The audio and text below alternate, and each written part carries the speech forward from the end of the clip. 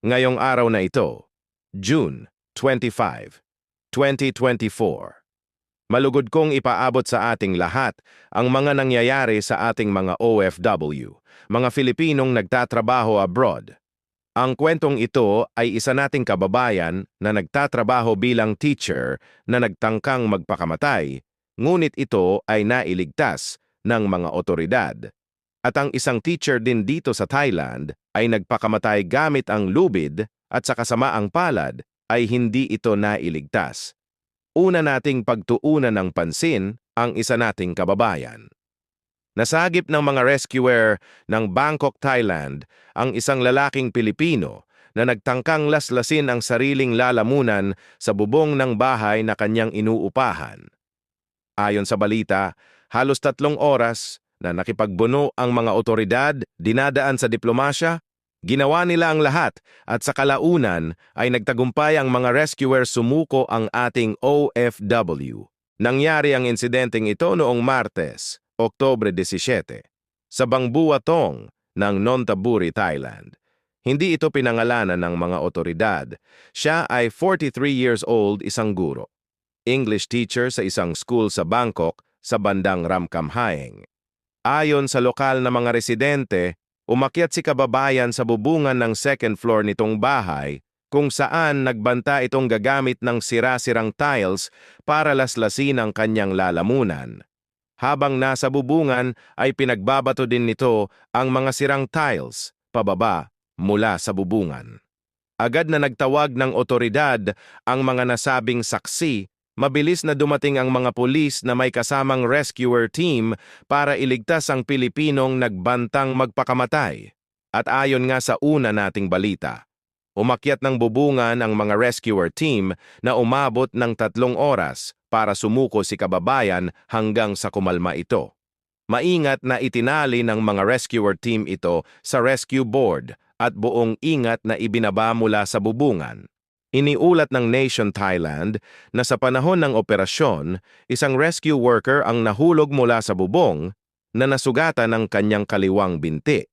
Isinugod siya sa Bangbuatong Hospital para malapatan ng lunas, habang dinala ng mga pulis ang Pinoy para gamutin dahil sa mga minor injuries na natamo sa bubong. Diyan po nagtapos ang ating kwento.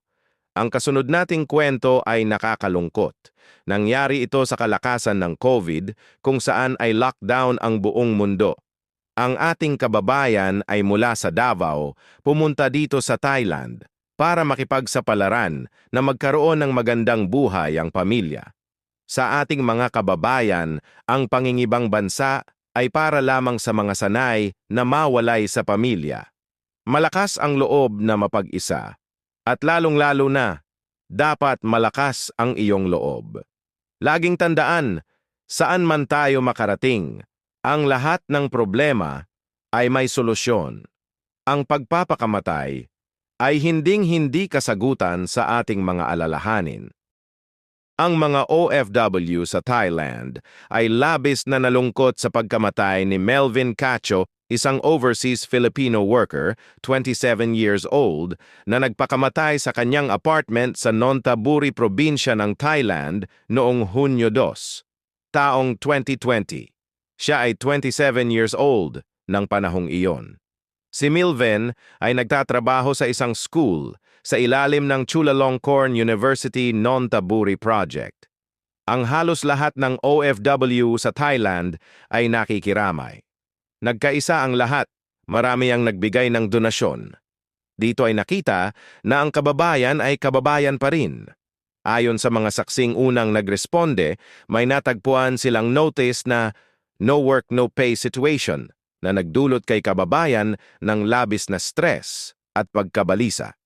Ito ang nakasaad sa kanyang suicide note.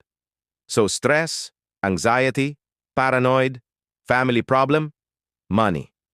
Failed dream. Hindi ko na kaya ito. Masakit.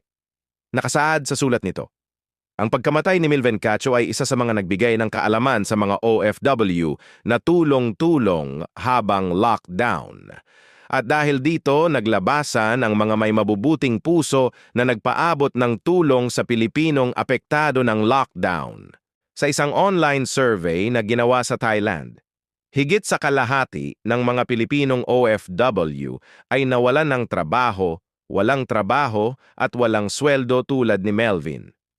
Ang sitwasyong ito ay nakaapekto sa kanilang kabuhayan, kung saan marami ang nagsabing wala ng pera para sa upa ng bahay, lalong-lalo na sa pagkain.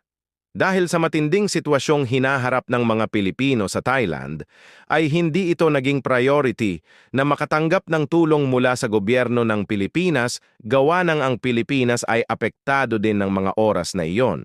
May kinakaharap din itong problema nationwide. Nanawagan sila sa gobyerno na tumulong sa pagbabalik ng bangkay ni Melvin pauwi sa Pilipinas ng walang gastos. Dahil sa nangyaring ito, ang panawagan ay hindi lamang para kay Melvin, kundi tulong maging sa mga OFW na gusto nang umuwi sa Pilipinas. Mga Pilipinong nawalan ng trabaho sa Thailand. Si Melvin Cacho ay natagpuang nakabitin gamit ang lubid na nakatali sa air condition na makikita sa balkonahe ng kanyang inuupahan apartment. Kasama din sa suicide note na kung pwede ay ipadala ang mga naiwan niyang gamit at ang isang balikbayan box para sa kanyang pamilya sa Pilipinas. At malaki ang naiambag ng Pinoy Tayo na siyang nag-post para magkaroon ng donasyon dagdag panggastos ni Melvin Cacho para maiuwi ang kanyang bangkay. Hanggang dito na lamang. Mangyari po lamang na mag-subscribe at huwag kalimutan na pindutin ang button bell para ma-notify kayo sa mga susunod kong kwento.